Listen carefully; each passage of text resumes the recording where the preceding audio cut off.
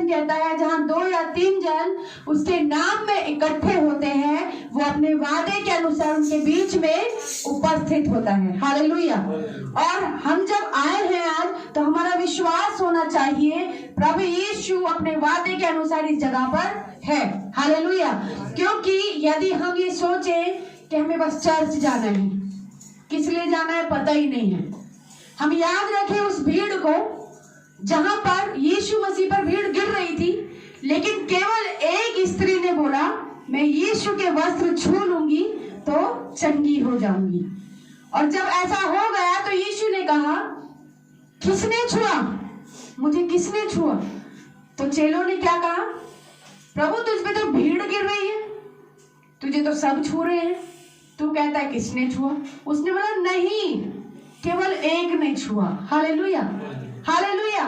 मन में विश्वास होना चाहिए, मैं यीशु के पास जा रहा हूँ, जा रही हूँ, और प्रभु मुझे आशीषित करेगा, प्रभु मुझे चंगा करेगा, प्रभु मुझे छुटकारा देगा। भीड़ नहीं बनना है हमको, हमें वो एक बनना है जो आज प्रभु की आशीषित बेटी या बेटा होने के लिए है, और वो एक सब कोई हो सकता है। Hallelujah, hallelujah. मैंने ढूंढा ये सारा जहां, तेरे जैसा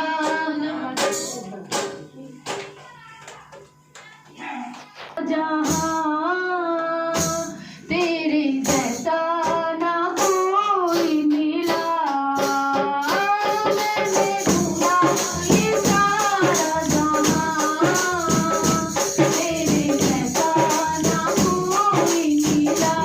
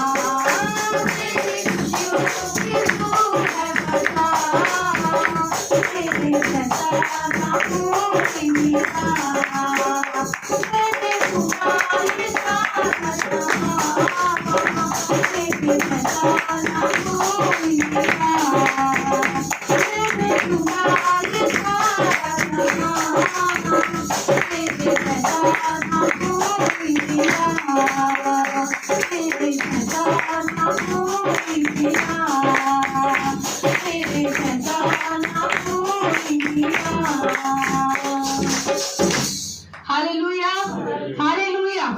आइए हम अपने सरों को झुकाएं और परमेश्वर की उपस्थिति में विश्वास से धन्यवाद चढ़ाएं। विश्वास से परमेश्वर को हम धन्यवाद चढ़ाएं।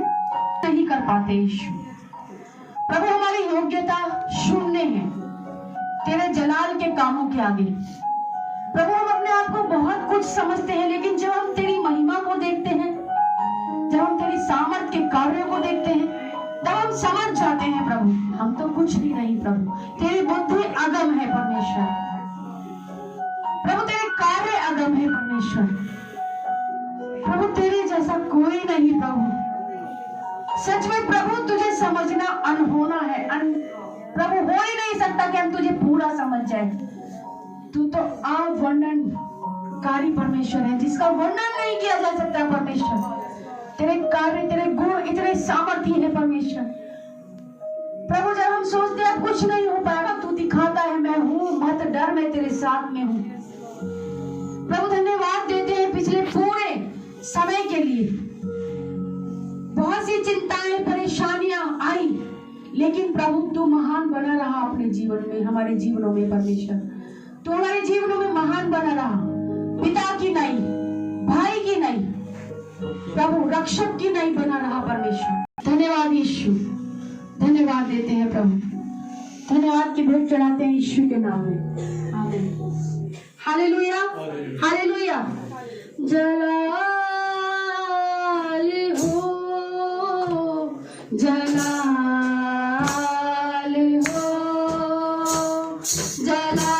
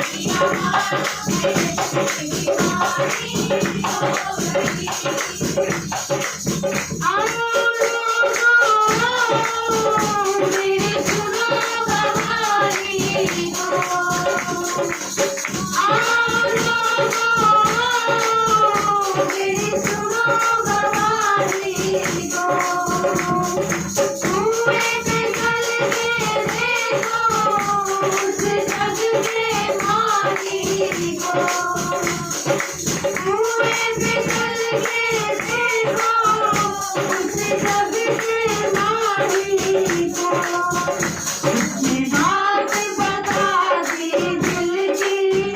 उसने बात बता दी, दिल की सारी बदनामी हो गई। उसने बात बता दी, दिल की सारी बदनामी हो गई। यीशु की मेहरबानी हो गई, यीशु की मेहरबानी हो गई। मेरे दिल का सुना दिया, मैं यीशु की दीवानी हो गई। मेरे दिल का सुना दिया, मैं यीशु की दीवानी हो गई। मेरा पाप छोड़ दिया, मैं को छोड़ दिया। मेरा पाप छोड़ दिया, मैं को छोड़ दिया। यीशु की मेहरबानी हो गई, यीशु की मेहरबानी हो गई। मेरे दिल का सुना दिया, मैं यीशु की दीवानी हो गई। मेरे दिल का सुना दिया, मैं यीशु की दीवानी हो गई। Hallelujah, hallelujah. वो स्त्री जो कुएं पर बैठी थी, पानी भरने आई थी, और वहां यीशु को देखकर क्या हो गई? चौंक गई, क्योंकि सामरी लोग जो हैं वो यहूदियों से किसी प्रकार का रिश्ता नहीं रखते थे। ऊंची कास्ट और नीची कास्ट वाला भेदभाव था। लेकिन यीशु ने क्या कहा? मुझे पानी पिला। और उसने कहा, स्वामी तुझे पता तो है मैं क्या हूँ? तो उसने बोला, अगर तुझे पता होता मैं कौन हूँ तो तू मुझसे जीवन का जल मांगती। Hallelujah, hallelujah. क्योंकि जो यीशु मसीह जल देता है उससे हम कभी प्यासे नहीं होते। जो भोजन वो देता है उससे हम कभी भूखे नहीं होते। Hallelujah, hallelujah. वो जीवन का जल देता है। हालेलुया। आइए हम अपने सरों को झुकाएं और परमेश्वर की उपस्थिति में विश्वास से प्रार्थना में जाएंगे। और इस समय हम प्रार्थना करेंगे यूक्रेन, रशिया, अमेरिका के लिए परमेश्वर की शांति आए और हर एक युद्ध को जिसकी संभावना हो रही है युद्ध की, परमेश्वर ही दया करे, परमेश्वर की इच्छा पूरी हो। क्योंकि परमेश्वर ने सब कुछ को बना रखा है, क्या होना है, कब होना है। प्रार्थना करें, प्रभु आपकी इच्छा हो और दया का कार्य हो। Jesus, hallelujah. धन्यवाद यीशु। प्रभु तूने पूरी सृष्टि की रचना की है और आपकी प्रभु पवित्र बाइबल के वचनों के अनुसार घटनाएं घट रही हैं, जिससे हम रशिया, अमेरिका के लिए जो परिस्थिति बहुत क्रिटिकल है, बहुत खतरनाक है प्रभु, वहाँ के सिटीजन नागरिक किस प्रकार से परेशान हो रहे हैं हम न्यूज़ों के थ्रू देख पा रहे हैं। लेकिन आपने तो जगत से प्यार किया प्रभु, विनती है आपसे प्रभु आपकी दया उन लोगों पर हो, उनके बच्चों पर, वहाँ की स्त्रियों पर हो। परमेश्वर दया करें परमेश्वर। प्रभु यीशु, जब जब धरती पर संकट आया लोगों ने पुकारा और परमेश्वर ने दया का काम किया। विनती है आपसे परमेश्वर, जिस प्रकार से आपने इजराइलियों की दुहाई को, उनके रोने को सुनकर कार्य किया, उसी प्रकार आज प्रभु जी देश में बहुत सी ऐसी घटनाएं, प्रभु जी विदेशों में बहुत सी ऐसी घटनाएं हो रही हैं जिससे प्रभु चिंता का विषय उठता है। परमेश्वर विनती है परमेश्वर आपसे, आपकी इच्छा, जो आपकी इच्छा भली है वो पूरी हो। क्योंकि परमेश्वर योजनाएं तो मनुष्य बनाता है, लेकिन उसे सफल करना या असफल करना आप पर निर्भर करता है परमेश्वर। तो प्रभु होने दे आपकी इच्छा पूरी हो, जो भी आपकी इच्छा हो वही पूरी हो परमेश्वर। प्रभु विनती करते हैं इस समय में इन तीनों देशों को आपके हाथों में सौंपते हैं। प्रभु यीशु मसीह शांति स्थापित करें, प्रभु यूक्रेन पर दया करें, दया करें परमेश्वर। हालेलुया। प्रभु आज हम धन्यवादी हैं आपके कि आपकी दया हम पर बनी हुई है। सच में परमेश्वर, हम देख पाते हैं न्यूज़ों के द्वारा कितना हाहाकार मचा है, कितनी परेशानियां, कितनी बीमारियां, कितनी लड़ाई झगड़े रेप, प्रभु लड़ाई झगड़े, प्रभु कितना फैला पड़ा है, लेकिन प्रभु तेरी विशेष अनुग्रह की दृष्टि हम लोगों पर है। धन्यवाद प्रभु, धन्यवाद देते हैं ईश्वर आपकी दया के लिए। ये प्रभु हमारे भले काम नहीं है, क्योंकि हम तो कुछ करना ही नहीं जानते। अच्छा, तूने कहा हमारे भले काम भी प्रभु आपके सामने मैल और चिथड़े के समान है प्रभु, लेकिन तेरी भली कृपा हम पर बनी रहती है। आपके नाम के अनुसार उसके लिए धन्यवाद देते हैं प्रभु, धन्यवाद देते हैं आपकी विश्वास योग्यता के लिए, आपके प्रेमी व्यवहार के लिए धन्यवाद देते हैं ईश्वर। प्रभु हम सारे पृथ्वी पर तेरे नाम में शांति की घोषणा करते हैं। शालोम, शांति स्थापित हो परमेश्वर, दया करे परमेश्वर। ऋतुओं का बदलने वाला तू है प्रभु, परिस्थितियों का बदलने वाला तू है परमेश्वर। प्रभु आज ये छोटी कलीसिया आपसे नम्र और दीन होकर मांगती है, बड़े बड़े कार्य होने पाए। धन्यवाद देते हैं प्रभु, धन्यवाद देते हैं प्रभु, यीशु मसीह के नाम में मांगते हैं, आमीन। Hallelujah, hallelujah. ना छोड़ेगा, ना छोड़ेगा, ना छोड़ेगा, ना छोड़ेगा, अकेला कभी ना छोड़ेगा। ना छोड़ेगा, ना छोड़ेगा, ना छोड़ेगा, ना छोड़ेगा, अकेला कभी ना छोड़ेगा। कभी नहीं, कभी नहीं, कभी नहीं, कभी नहीं छोड़ेगा। कभी नहीं, कभी नहीं, कभी नहीं, कभी नहीं छोड़ेगा। ना छोड़ेगा, ना छोड़ेगा, ना छोड़ेगा, ना छोड़ेगा, अकेला कभी ना छोड़ेगा। ना छोड़ेगा, ना छोड़ेगा, ना छोड़ेगा, ना छोड़ेगा, अकेला कभी ना छोड़ेगा। कभी नहीं, कभी नहीं, कभी नहीं, कभी नहीं छोड़ेगा। कभी नहीं, कभी नहीं, कभी नहीं, कभी नहीं छोड़ेगा। भगवानों का सच्चा है, सच्चा है। भगवानों का सच्चा है, सच्चा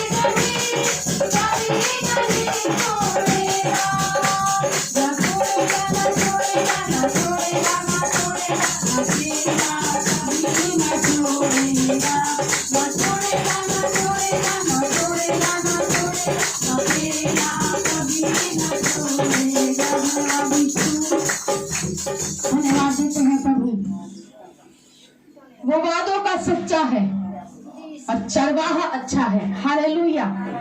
वो अपनी भेड़ों को जानता है कहाँ चराना है, कैसे बचाना है, कैसे सुरक्षा देना है।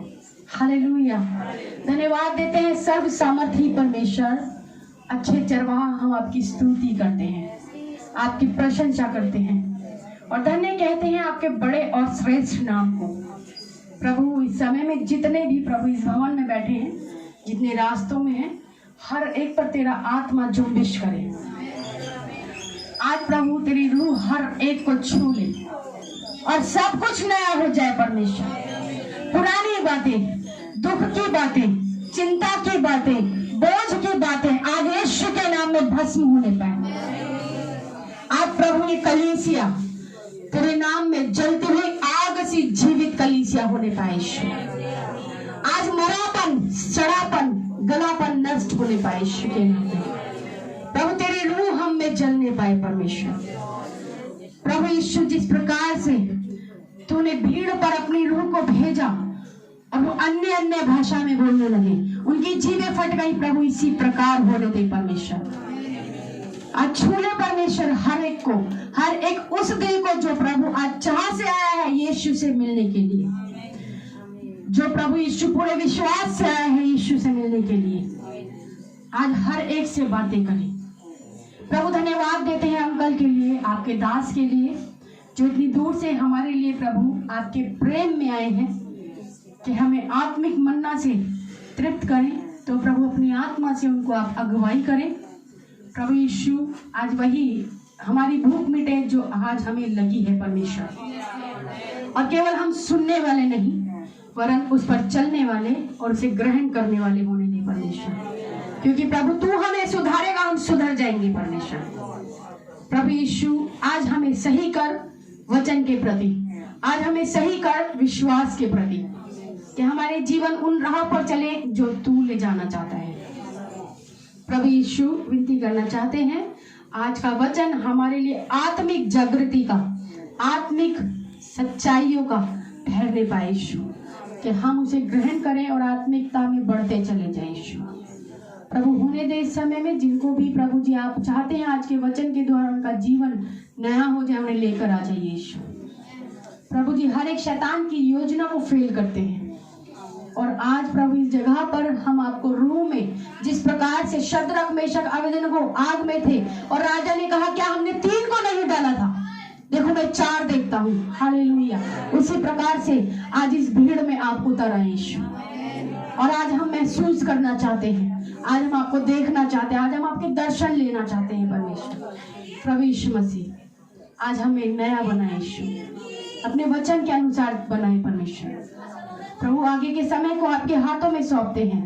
प्रभु जी वचन के द्वारा हमसे बात आप करने जा रहे हैं और हमें आपने तैयार किया है, उसके लिए धन्यवाद देते हैं प्रभु यीशु मसीह। आगे की सभा को आपके सामर्थी हाथों में देते हुए इस प्रार्थना को मांगते हैं हमारे उद्धार की चट्टान प्रभु यीशु के नाम में, आमीन। Hallelujah, hallelujah. सभी को जय मसीह की। और ये समय है अंकल के पास कि वो परमेश्वर के वचन को लेकर आए, और आपके पास 11:30 तक का टाइम है। इस बार हमने आपको 2 मिनट ज्यादा दिए। जो आपने हमें बहुत से लोग खुदावन इस समय को नहीं देख पाए।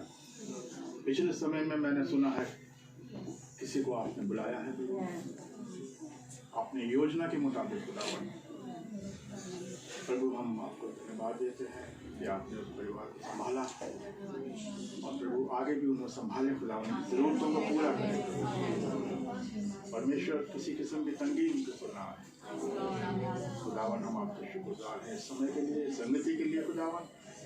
प्रभु जो आपने हमें अपने बेटे के साथ संगति होने के लिए समय दिया है, हम आपका धन्यवाद करते हैं। जो वचन आपका है प्रभु सबके हृदयों को छूने वाला है। प्रार्थना को प्यारे बेटे यीशु मसीह के नाम से मांग लेते हैं, आमीन। सबको जय मसीह की। मुझे दो घड़ी लगा दी तो मैं बहुत छोटा ही बोल दूंगा, लेकिन कागज तो बहुत लेकर के आया था मैं, और मैं यहाँ आके देखा तो मैंने कहा अच्छा चलो, तो मैं पहले तो एक गीत गाऊंगा, है ना। देखिए ऐसा है कि एक को 5 तोड़े दिए मत्ती की इंजील में, और लिखा हुआ है एक को 5 तोड़े दिए, और एक को 2 तोड़े दिए, और एक को 1 तोड़ा दिया, है ना। तो गर्मी हो गई, पट्टी में दबा दिया। तो तोड़ा जो है वो हमारा टैलेंट है। जैसे ये बच्चा बजाता है ना, ये टैलेंट है इसको, और जो हम लोग गाना गाते हैं ये हमारे पास टैलेंट है। तो एक तोड़े को, एक टैलेंट को आप कम मत समझिए। मैं कोई गवैया नहीं हूँ, ना मेरा कोई गला है, लेकिन मैं कोशिश करता हूँ कि खुदा की महिमा जितनी भी हो सके जब तक मैं जीवित हूँ उसके नाम के लिए करूँ। तो जो भी आपके पास छोटा मोटा टैलेंट जो भी है उसको आप खुदा के लिए इस्तेमाल करें, तो खुदा अपने दरवाजे खोलता है, और आप उस एक तोड़े की वजह से उस बादशाह में जाने के लिए, दाखिल होने के लिए तैयार हो जाते हैं। तो कुछ भी, मैं अब आगे चल करके, मेरी उम्र बहुत हो गई है, आगे चल के मेरे हाथ ऐसे कांपेंगे, मैं ताली भी नहीं बजा पाऊंगा, गर्दन ऐसे ऐसे ही लेगी, मैं बोल भी नहीं पाऊंगा। तो जो समय खुदावन ने हमें दिया है, चाहे वो एक तोड़ा है, एक टैलेंट है, कोई सा भी है, उसको मुंह खोल करके, खुदावन यीशु मसीह ने पहाड़ी उपदेश दिया, वहां पे लिखा हुआ मुंह खोल के, जोश में, मुंह ऊंची आवाज में हम उसको इस्तेमाल करें। तो मुंह दिया है हमको, तो मुंह खोल के गाना गाएं और जोश में गा के, और सचमुच आपको पवित्र आत्मा की अगुवाई करेगा। तो एक तोड़ा भी आपके पास में है, एक टैलेंट भी है, तो उसको आप प्रभु यीशु मसीह के लिए इस्तेमाल करें। खुदा आप लोगों को बहुत बरकत दे। ठीक है, तो सब लोग यहाँ खड़े हो जाते हैं। ये टैलेंट है यहाँ पर जो बच्चे गाना गाते हैं, खुदा इनको बहुत आशीषित करेगा, बहुत बड़े ऑफिसर बनाएगा इनको, और हमारा नाम रोशन होगा हमारी मसीहत का इनके वसीले से। तो एक गीत है, अब इसको मैं गा रहा हूँ और आप लोग भी गाइएगा। नया गीत है। मैं तेरी स्तुति करूं हे मेरे परमेश्वर, तेरे ही नाम की स्तुति हो, सदा मैं तेरा रहूं। आप लोग अगर गाते हैं तो तेरी रहूं गाइएगा। सदा मैं तेरा रहूं, बार बार भटक गया था तेरे ही राहों से, फिर भी तू मुझको माफ किया और गले से लगा लिया, फिर भी तू मुझको माफ किया और गले से लगा लिया। मैं तेरी स्तुति करूं मेरे परमेश्वर, तेरे ही नाम की स्तुति हो, सदा मैं तेरा रहूं, तेरे ही नाम की स्तुति हो, सदा मैं तेरा रहूं। कोई नहीं है मेरा सहारा जीवन के इन अंचलों में,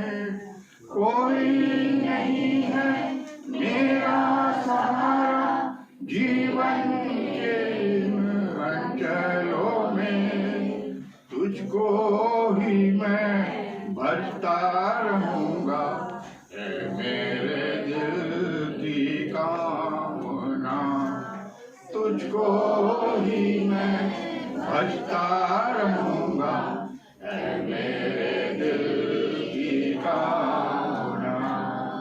मैं तेरी स्तुति करूं, मेरे परमेश्वर, तेरे ही नाम की स्तुति हो, सदा मैं तेरा रहूं। तेरे ही नाम की स्तुति हो, सदा मैं तेरा रहूं। धन्यवाद। आमीन। फटी हुई आवाज से टैलेंट, मतलब एक थोड़ा यहाँ के लिए दूसरा तैयार किया था, लेकिन अभी रोज कुछ न कुछ सामने प्रॉब्लम आ जाती है। कभी लॉकडाउन हो जाता है, अभी ये यूक्रेन का चक्कर चल गया। अपना मैसेज यहाँ के लिए छोटा, ये दूसरे के लिए किया था, क्योंकि अब रोजे आ रहे हैं, आगे चल करके रोजे शुरू हो जाएंगे। तो मैं उन ना आ पाया उस वक्त बीच में, अभी अगले महीने, तो मैंने सोचा कि मैं पहले आप लोगों को थोड़ा रोजों के लिए बतला दूं। तो ये मैंने अपना बदल दिया यहाँ के लिए। तो इसके लिए हम पढ़ेंगे मुकद्दस मत्ती रसूल की इंजील और उसका 6 बाब और 16 से 18 आयत। मुकद्दस मत्ती रसूल हमारे बहुत बड़े हीरो हुए हैं, शायद आपको मालूम होगा। मत्ती रसूल की इंजील 6 बाब 16 से 18। जब तुम रोजा रखो तो रियाकारों, मतलब रियाकार पाखंडी, ये उर्दू की बाइबल में मैंने लिखा, रियाकारों की तरह अपनी सूरत उदास न बनाओ, क्योंकि वो अपना मुंह बिगाड़ते हैं ताकि लोग उनको रोजादार समझे, रोजादार जाने। मैं तुमसे सच कहता हूँ कि वो अपना अजर पा चुके।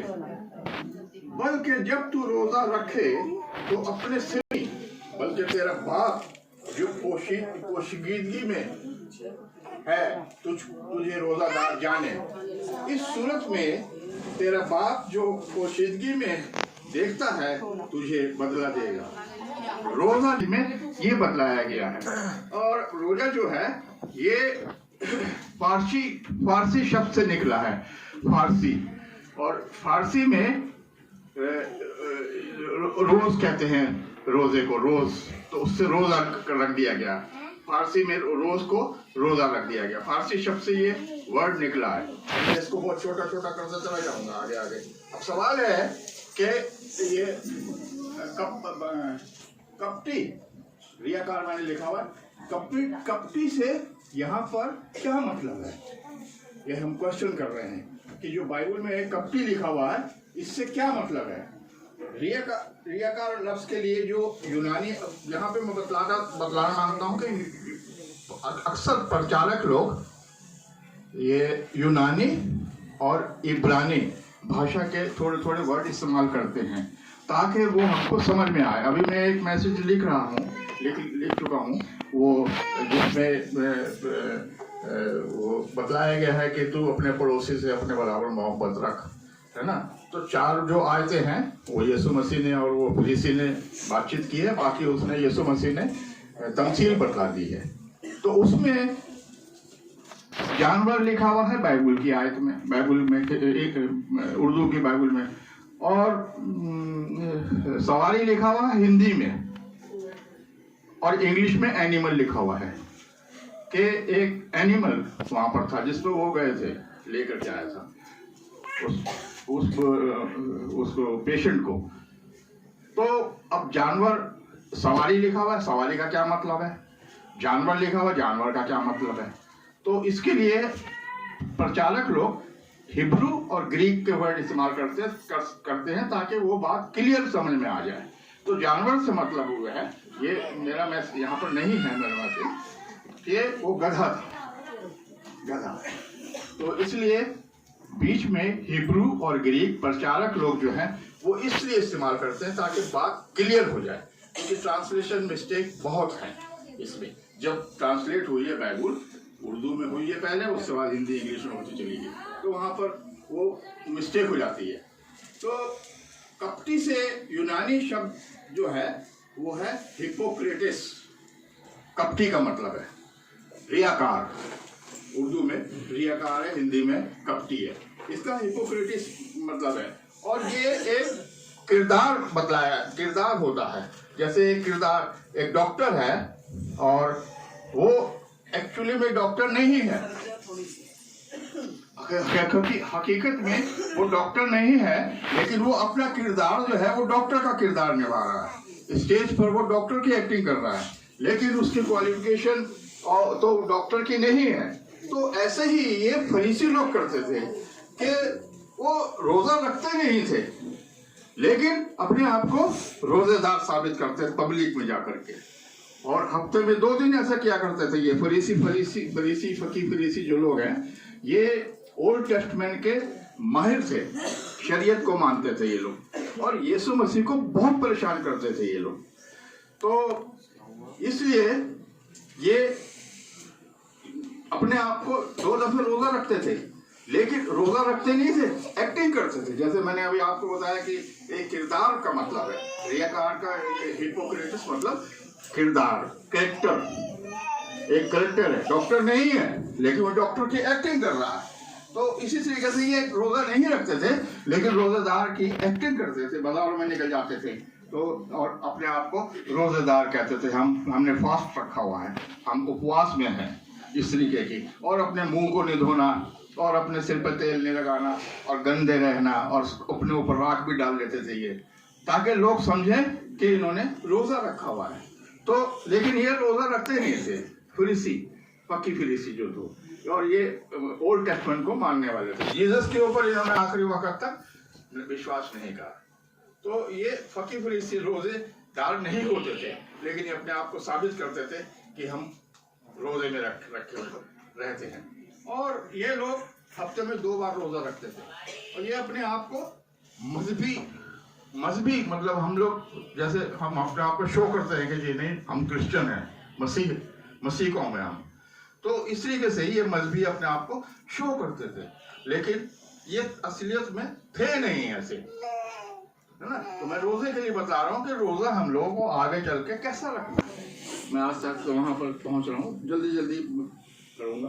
और सूरत बिगाड़ने के लिए सूरत अपनी बिगाड़ लिया करते थे, ताकि वो लोग समझें ये बड़े उदास हैं ये लोग, है ना। लेकिन आगे चल के हम बताएंगे कि हमको उदास नहीं रहना है रोजों में।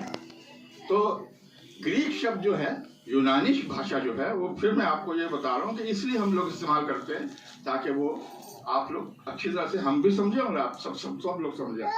इसके लिए है सिखेत रोबास, यानी शक्ल बिगाड़ लेना अपनी। इसके लिए जो यूनानी शब्द है, यानी अपने आप को डिसफिगर करना, मुंह टेढ़ा कर लेना, ऐसे वैसे, हाँ। तो ताकि हम समझें, वो लोग समझें कि ये लोग रोजेदार हैं और बड़े मजहबी हैं और बड़े अच्छे हैं, और लोग इनको जाने और इनकी रिस्पेक्ट करें दूसरे लोग, कि नहीं भाई ये तो रोजे रखे हुए हैं खुदा के लिए। लेकिन ये ऐसे थे नहीं, क्योंकि फरीसी, और इनके संग और भी इनके चेले चमाटे और भी ऐसे लोग, सब लोग अपने बालों में तेल नहीं डालना है, अपने सिर पर राख डाल लेते थे। और जबकि 17वीं आयत में, इसकी 17वीं आयत में लिखा हुआ है कि सिर पर तेल डालने और मुंह धोने की बात लिखी हुई है, इसी कलाम में 17वीं आयत में यीशु मसीह ने लिखा है, ठीक है। ये लोग अपने आप को रोजेदार साबित करते थे इस तरीके की हरकत करके, लेकिन असल जिंदगी में ये लोग रोजेदार नहीं होते थे। असलियत में ये रोजा रखते ही नहीं थे, झूठ बोलते थे ये। और अब जो रोजे का बिब्लिकल स्टैंडर्ड है वो क्या है, हम देखते हैं। रोजा हमेशा रूहानी तरक्की के लिए रखा जाता है। हमारी जो स्पिरिचुअल लाइफ है, हमारी जो अंदर की खुदाइयत है, उसके लिए रोजा रखते हैं, लेकिन ना कि अपनी बेहतरी के लिए रोजा रखें। बहुत से लोग जब इंटरव्यू में जाते हैं तो फास्ट रख लेते हैं, फास्ट रखते हैं कि हम इंटरव्यू में सिलेक्ट हो जाए। लेकिन यहाँ पर ये जो बाइबल हमको दर्शाती है कि ये रूहानी जिंदगी के लिए है, ना कि अपनी बेहतरी के लिए हम रोजा रखें।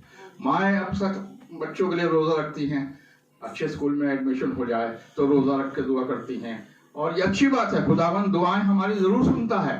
लेकिन असली रोजे का मतलब ये है कि हम खुदा की शुक्रगुजारी करें और अपनी हमारी जो इस रूहानी जिंदगी है उसके लिए हम रोजा रखें, ना कि अपने जिस्मानी जरूरतों के लिए रोजा रखें। तो ये हमको बाइबल जो है ये दर्शाती है, ठीक है। तो इसलिए अपनी रूहानी स्पिरिचुअल लाइफ जो है उसके लिए हम रोजा रखें कि हमारी रूहानी जिंदगी मसीह में रहे, है मसीह में रहे। पौलुस ने कहा जीना मसीह में और मरना नफे की बात है, फायदे की बात है। और 4 फायदे हैं उसमें, वो कभी बताऊंगा मैं। 4 फायदे हैं मरने के बाद के। और ये जो रूहानी बेहतरी है ये मैंने बताया, ये फोकस करती है, ये जो रूहानी फोकस करती है, ये जो रोजा रखते थे फोकस करती है पुराने नामे को, कि जब भी कोई उनके ऊपर मुसीबत आती थी तो वो रोजा रख लेते थे, रात पे बैठ जाते थे, टाट ओढ़ लेते थे, और बीमारी है, तकलीफ है, कोई उनके घर में झगड़ा हो गया है तो वो दिखाओ ऐसे रोजे रखते थे।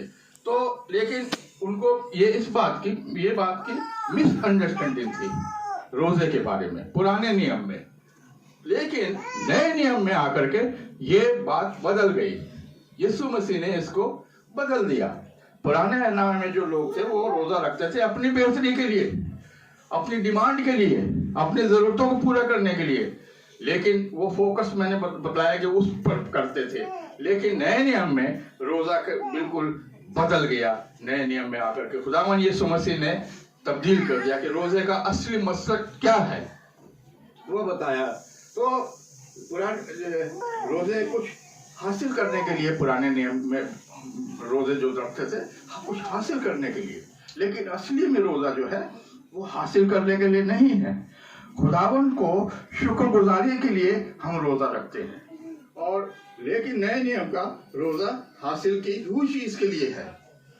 जो नए नियम में का जो रोजा है यीशु मसीह ने यहाँ बिल्कुल बदल दिया उस बात को। जो नए नियम का रोजा है वो किसी चीज को हासिल की हुई को की शुक्रगुजारी के लिए रखना होता है, ना कि अपनी जरूरत के लिए रोजा रखना होता है।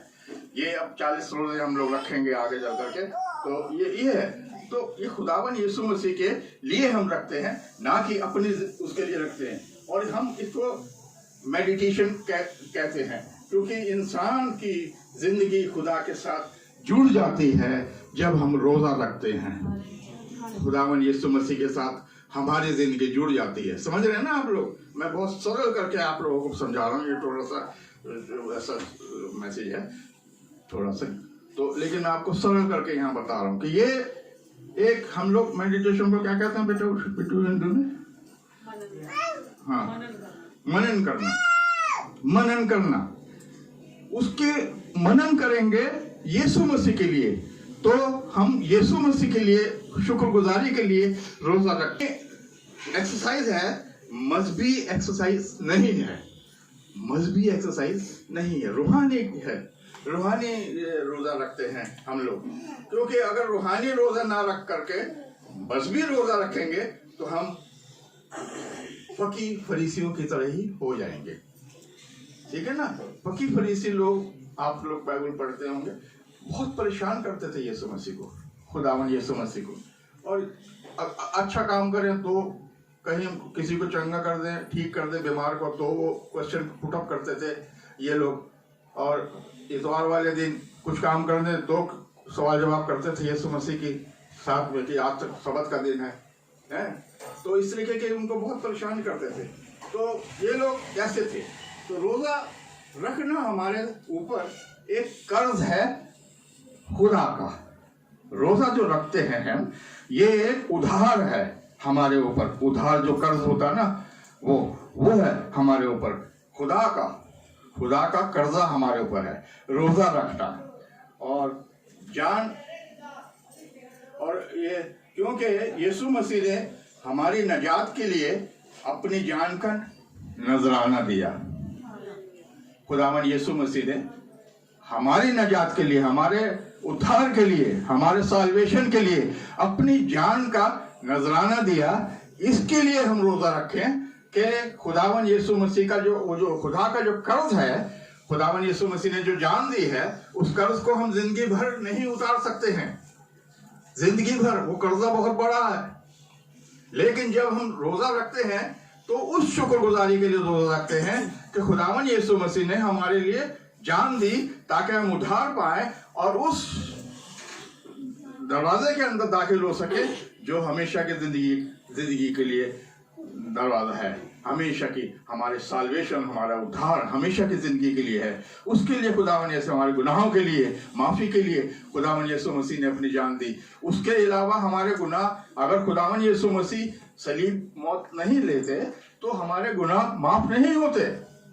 वही पुराने नियम में हम चले जाते जो अपना वो बछड़ों की और छोटे जानवरों की बलि दे करके माफी मांगते थे, और वो सिर्फ 1 साल की माफी होती थी, 1 साल के लिए। उसके बाद फिर दोबारा से उनके ऊपर वो हो जाता था, पाप हो जाता था।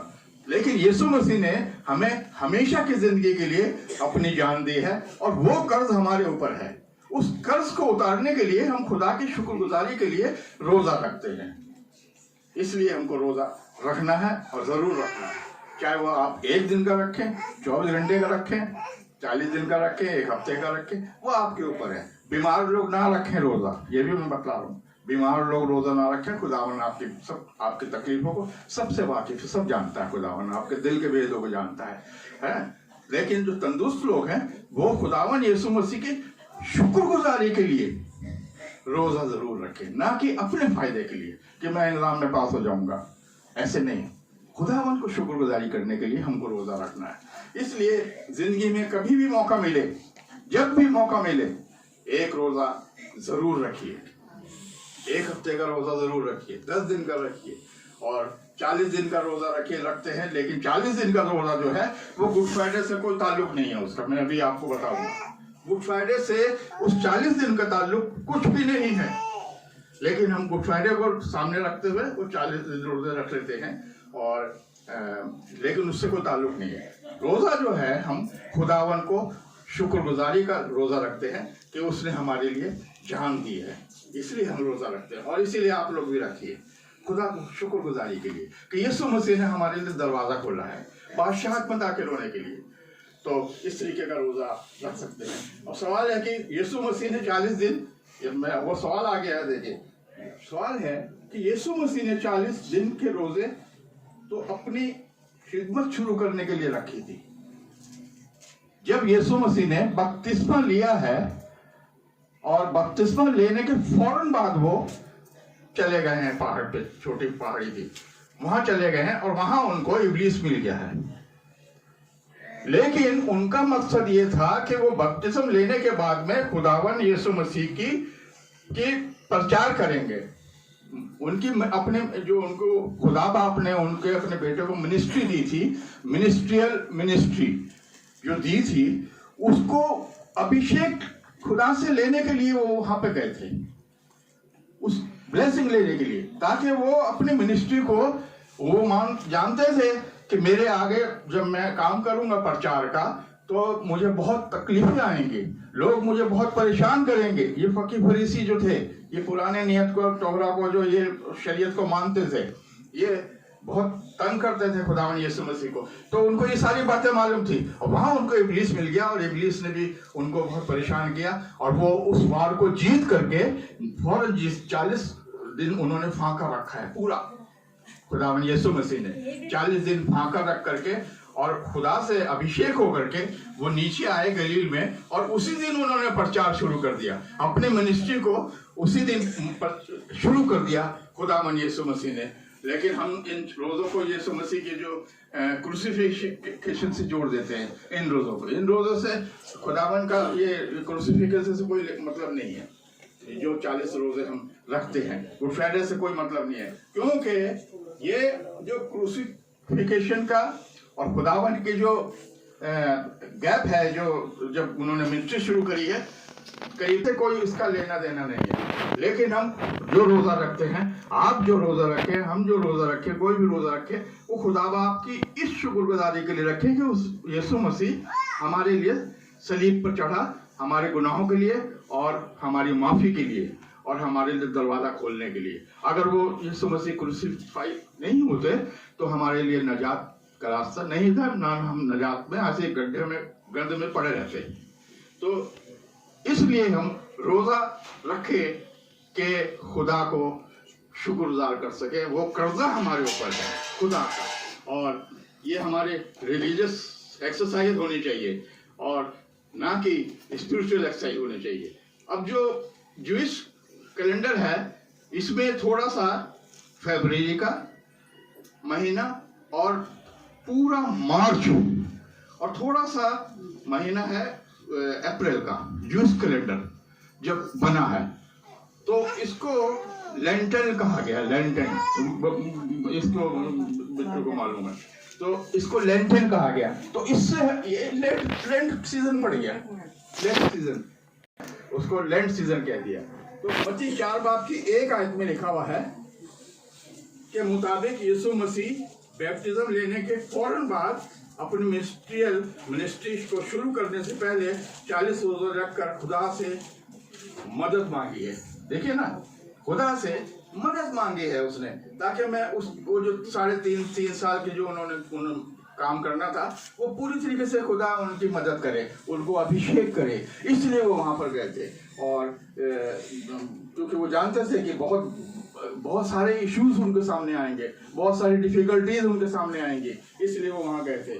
और अब ये 40 रोजे का जो कंसेप्ट है, ये 40 का नंबर क्यों लिखा गया? 40 का नंबर क्यों दिया? बाइबल में बहुत जगह 40 लिखा हुआ है। ये मिनिस्ट्री और प्योरिटी का नंबर है, मिनिस्ट्री और प्योरिटी का नंबर है 40 यानी पाकीज़गी का और नंबर माना जाता है। ये पाकीज़गी का 40 नंबर। निर्गमन 4 का इन्हें मैच्योर होने में 40 साल लग गए, क्योंकि ये बुड़बुड़ाते थे कि हमें तो ये नहीं मिलता, हमें वो नहीं होता, हमारे साथ ये नहीं होता। इसलिए ये 40 दिन के लिए इनको 40 दिन का प्रोजेक्ट था खुदा का, इनको वहां से निकालने का। लेकिन इन्होंने 40 साल लगा दिए वहां से निकलने के लिए। और इसलिए लेकिन इन्हें मैच्योर होने में 40 साल लग गए। और वो अपनी इम्प्योरिटी की वजह से बयाबान जंगल में 40 साल उनको भटकते रहे। अब इसकी बयान जंगल में दोबारा से ये असाइनमेंट खुदा ने अपने बेटे के साथ कर दी, इसलिए क्योंकि उनको 40 साल लगे, वो कुड़कुड़ाते थे, खुदा को उल्ट-सुल्ट बोलते थे। तो फिर खुदा बाप ने अपने बेटे को उसी बेयाबान में भेजा 40 दिन के लिए, और वो फतह होकर के वहां से इब्लीस से फतह होकर के वो नीचे आए हैं। और यीशु मसीह ने इब्लीस की जो वार है, जो जंग थी, उसको जीत ली खुदावन यीशु मसीह ने उन 40 दिनों में। लेकिन वो पुराने जो नियम की बात है, वो 40 साल उन्होंने वहां लगा दिए। और इसने मूसा ने, यहोवा ने, एलिया ने 40 दिन के रोजे रखे हैं। मूसा ने, एलिया ने, इन लोगों ने 40 का वर्ड बहुत बार आया है। और नए नियम में यीशु मसीह ने 40 दिन के रोजे रखे। और जब नूह के समय था, वहां भी 40 दिन लगे, 40 दिन 40 रात। तो 40 का जो फिगर है, 40 का जो नंबर है, बाइबल में बहुत जगह है। और दूसरे लोगों ने भी 40 दिन के रोजे रखे हैं। पुराने नियम में कोढ़ी लोग जब शिफा पा जाते थे, कोढ़ी लोग पुराने नियम में, तो शरीयत के मुताबिक उनको 40 बार नहाना होता था जब वो ठीक हो जाते थे। शरीयत के मुताबिक जो पुराना 5 किताबें हैं, वो शरीयत की किताबें, लॉ मूसा के लॉ। तो वो 40 बार उनको नहाना पड़ता था, कोढ़ी लोग जो शिफा पा जाते थे। और एक जो बाथ टब होता है जिसमें वो नहाते थे, वो 22 लीटर का होता था, 22 लीटर जिसमें वो लोग नहाते थे एक बार। तो इसका मतलब 880 लीटर पानी में वो लोग नहाते थे, कोढ़ी लोग। है ना। तो ये थोड़ी थोड़ी मैं आपको समझा रहा हूँ, बिब्लिकल है बातें। और आज हमें मैच्योरिटी और प्योरिटी हासिल करने के लिए ये 40 रोजे और प्योरिटी, इसके लिए हमको 40 रोजे रखने हैं, ना कि अपनी ज़रूरत को पूरा करने के लिए। अपने ज़रूरत के लिए हम रखें कि हमारा ये काम हो जाए, इसके लिए हमने 40 रोजे, हमको खुदा की शुक्रगुजारी के लिए 40 रोजे रखने हैं। और बहुत से लोग रोजे इस टाइम में, मैं आपसे एक प्रार्थना करता हूँ, रिक्वेस्ट करता हूँ कि इन दिनों में जब रोज़ा रखते हैं आप, तो बहुत से लोग थोड़ा थोड़ा गुल्लक ले लीजिए आप, छोटी गुल्लक, जिसको भी खुदा बाप बोले वो, खाली उन्हें बच्चे लोग ना लें, उनके पास तो होंगे नहीं पैसे, अपने थोड़े थोड़े पैसे। बहुत से लोग इन दिनों में मीट नहीं खाते हैं, मीट है ना, मीट छोड़ देते हैं, तो मीट का जो बचा हुआ पैसा है उस गुल्लक में डाल दें, और ईस्टर जब आए तो उसको यहाँ पर वो गुल्लक को अपने पासबान को दे दें, ताकि उस गुल्लक में जो भी आपने चंदा दिया है, आपने अगर 10 रुपए दिए हैं तो खुदावन आपको 10,000 रुपए वापस कर देगा। उसमें जो भी है वो मत डालिए 1-1 रुपए के सिक्के, तो उससे भारी हो जाएगा गुल्लक। फादर साहब सोचेंगे बहुत है, बड़ा हुआ है।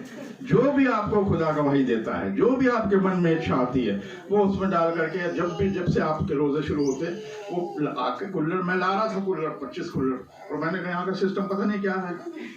कभी मैं वो लोग सोचे आप मैं अपने लिए, मैं तो अपने लिए नहीं, मैं सोचा था कि कुल्लर दूंगा सबको, ला रहा था, मैं खरीद भी ली मैंने, तो लेकिन लाया नहीं मैं।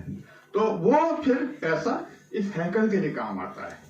बिजली का खर्चा है, आजकल फूल झाड़ू है ना, वो 100 रुपए की हो गई है ना।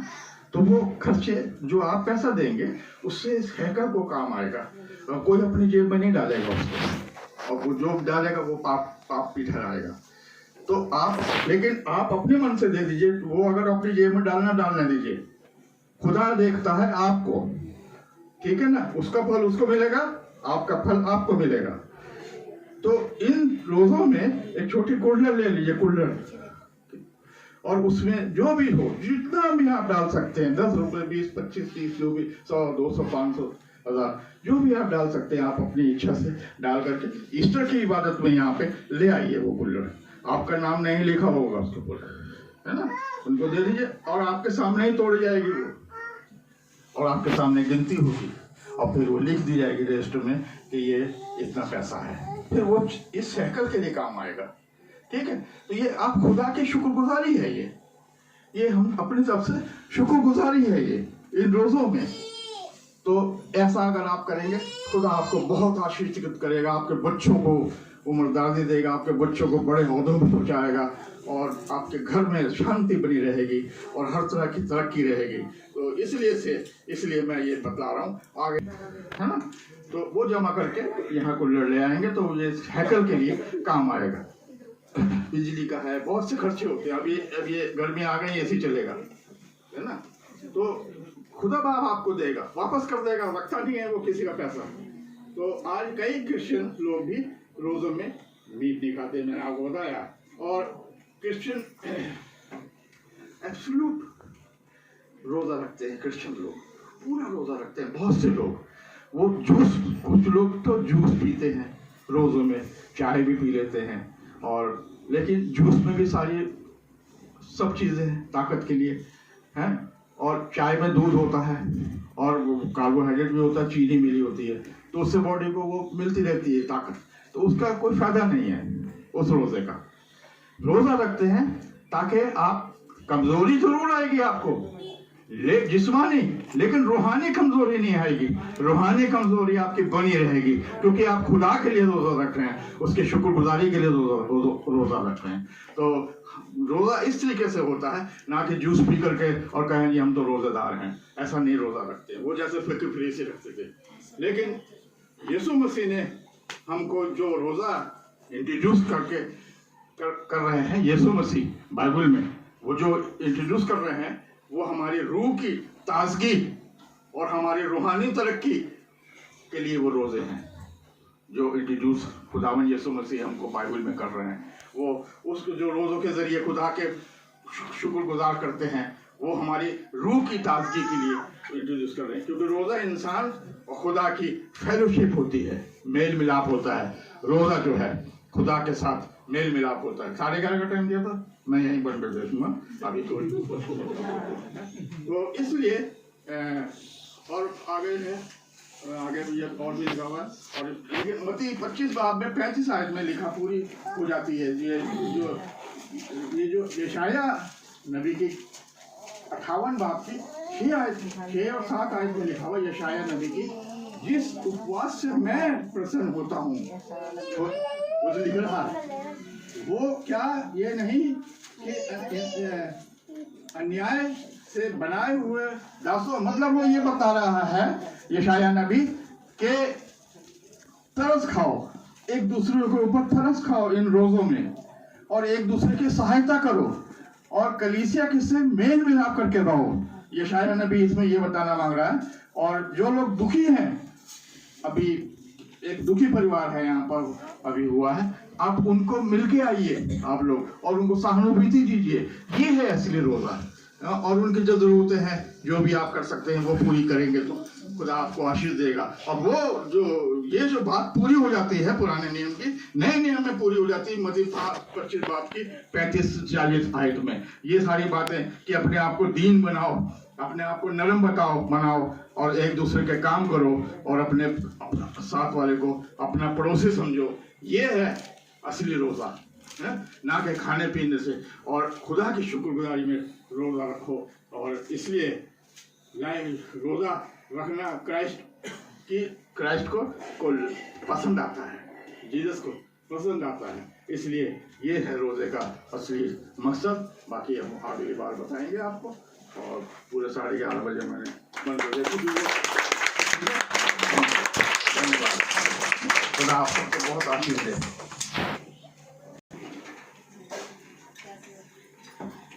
अच्छे गुण भेदों के प्रकट होने के लिए जो परमेश्वर के दास के द्वारा हमें पता चले हैं कि असली रोजा क्या है, असली उपवास क्या है, कि हम लोगों को दिखाने के लिए नहीं वरन परमेश्वर के धन्यवाद स्वरूप हम क्या करें, उपवास करें। Hallelujah, hallelujah. 2 मार्च का ऐश वेडनेसडे है, रात का बुधवार। तो बुधवार को हम 7 से 8 की एक प्रेयर करेंगे, ऐश वेडनेसडे। उसी दिन से फास्टिंग शुरू होगी। जितने भी फास्ट करना चाहते हैं कर सकते हैं, और जैसा आपको परमेश्वर अगुवाई करे वैसे फास्ट करें आप। और 15 अप्रैल का गुड फ्राइडे है और 17 अप्रैल का ईस्टर है। तो उपवास जैसा कि बताया गया है कि आप कम से कम एक तो जरूर करें, सभी जितने भी, अगर कोई यहाँ पर है जो कभी नहीं किए हैं, कोई नहीं कर सकता, तो एक तो जरूर करें। जैसे आपको शरीर अलाउड करे वैसा करें, क्योंकि वो परमेश्वर ने उन बातों को रखा है हमारे जीवन में। हालेलुया। क्योंकि जैसे हम खाना जानते हैं वैसे हम कुछ समय में इस बात से ये भी प्रकट करें कि हम परमेश्वर की आज्ञाओं का पालन करते हैं। क्योंकि परमेश्वर का वचन लिखा है कि यूहन्ना के जो चेले हैं वो यूहन्ना से ये सवाल करते हैं कि हम तो उपवास करते हैं, क्या कारण है यीशु के जो चेले हैं वो उपवास नहीं करते। वो कहता है दूल्हा अभी इनके साथ में है, दूल्हा छीन लिया जाएगा तब ये भी करेंगे। हालेलुया। और यीशु मसीह कहता है मैं जाता हूँ कि तुम्हारे लिए घर तैयार करूँ। इसका मतलब वो अब कहाँ है, स्वर्ग में है, पृथ्वी पर वो देख रहा है। अब हमारे बीच में पवित्र आत्मा है, लेकिन हमें उपवास करना है। हालेलुया। तो जो 40 करना चाहते हैं 40 करें, जो कम करना चाहते हैं, एक वीक का पाम संडे से फ्राइडे तक करता है कोई, वो कर सकता है। पाम संडे से ईस्टर तक करता है कोई, वो कर सकता है। जो सुबह करते हैं शाम को खोल देते हैं वो कर सकते हैं। जैसे परमेश्वर आपकी अगुवाई करे वैसे उपवास करें, लेकिन आत्मा और सच्चाई से। Hallelujah, hallelujah. पर प्रभु की स्तुति हो। एक गाना गाएंगे, उसमें ऑफरिंग ली जाएगी।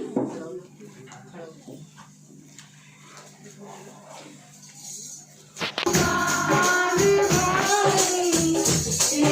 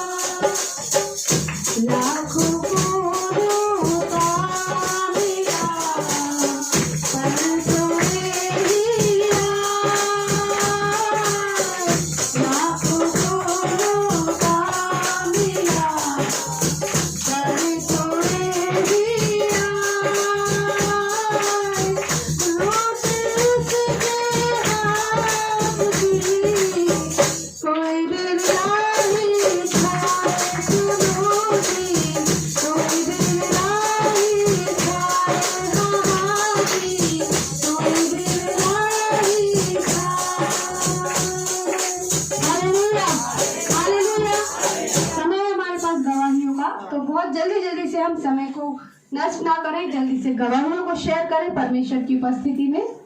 जिनके पास भी गवाही है वो परमेश्वर की उपस्थिति में बांट सकते हैं।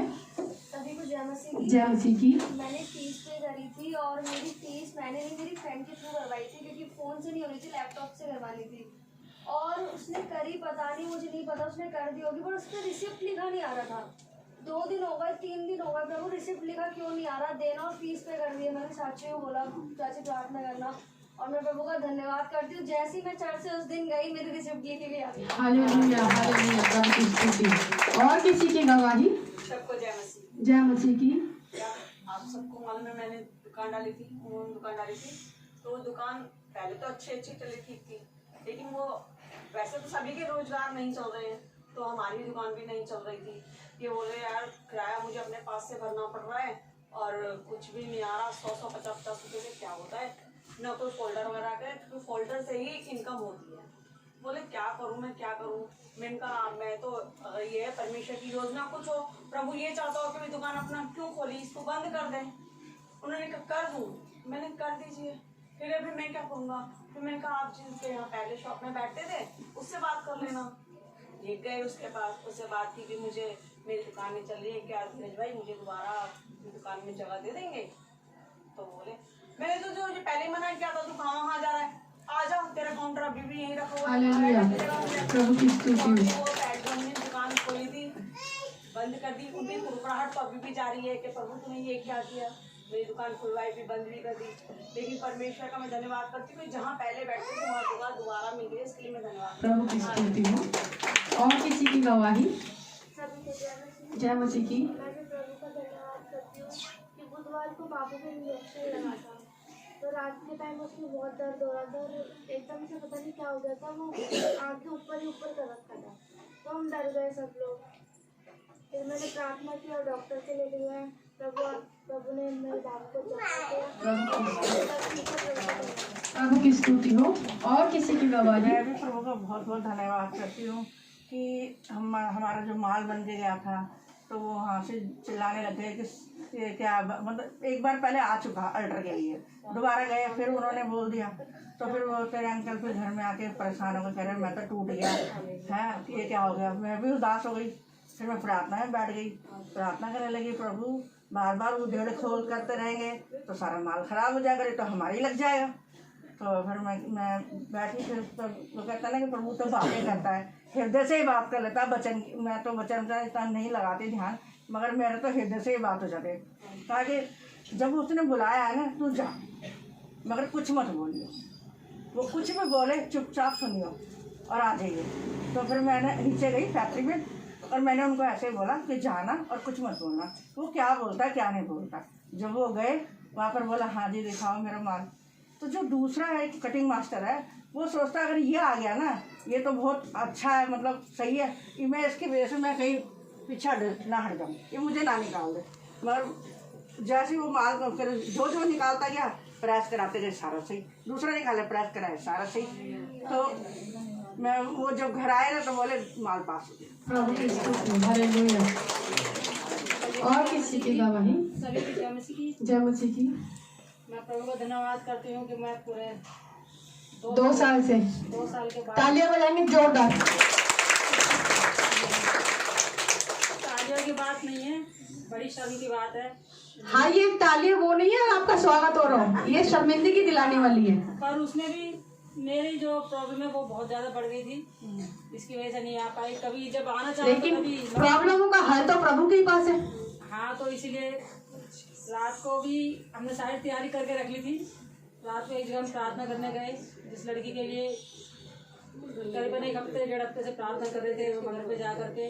तो पहले वो माइंड से बिल्कुल पागल थी। जब कल मैं उसके घर गई तो उसने कहा मामी नमस्ते, तो उसने बड़े प्यार से मुझे गले लगाया। तो मैंने कहा प्रभु का बड़ा धन्यवाद किया। मैंने कहा प्रभु आपने, मैं और अंकल गए थे, मेरे अंकल हम दोनों गए थे, तो निरंतर हम प्रार्थना कर रहे थे उनके लिए। और कल मेरी भी बहुत तबीयत खराब थी, जब से नैनीताल से आई बहुत ज़्यादा तबीयत खराब थी, लूज मोशन थे, लीवर में बहुत ज़्यादा प्रॉब्लम है और डाइजेस्ट नहीं हो रहा कुछ भी। तो मैंने कहा प्रभु से मुझे किसी भी कीमत पर चर्च जाना है, वहाँ अपने जो भी मुझसे गलतियाँ हुई हैं क्षमा मांगनी है। तो आज प्रभु जी मुझे बहुत मतलब अड़चन तो बहुत सारी आई, रात को भी आई, ऑर्डर आ गए थे 2 दिन के, भाई सुबह नहीं जाना, मेरा माल बना के बन गया, सब कुछ छोड़ छाड़ के सुबह बच्चों को उठाया, सबसे पहले तैयार हुए, तो आए, हाजिरी दी, प्रभु की स्तुति हो। आगे से हाथ कंधे आए, ऐसी बात है। आमीन आमीन, प्रभु की स्तुति हो। और किसी की गवाही? सभी को जय मसीह। जय मसीह की। मैं भी प्रभु का बहुत धन्यवाद करती हूँ कि प्रभु हर पल संभालता है। मेरी गवाही मेरे पति के लिए है। अभी पिछले दिन जो भी वो सबको पता है, तो उस बीच मेरे पति का ध्यान बिल्कुल भी काम में नहीं था। दुकान तो खुल रही थी, लेकिन वो बार बार ऊपर नीचे चक्कर लगा के अपने टाइम को वेस्ट कर रहे थे, ध्यान नहीं दे रहे थे काम में। तो उस बीच इन्होंने जो माल बनवाया था फैक्ट्री में, वो माल तैयार हो रहा था। तो पहला प्रोसेस सिलने का होता है, सेकंड प्रोसेस वॉशिंग का होता है। तो वॉशिंग वाले ने आगे जो प्रेसिंग के लिए, टैग के लिए जो माल देते हैं वहाँ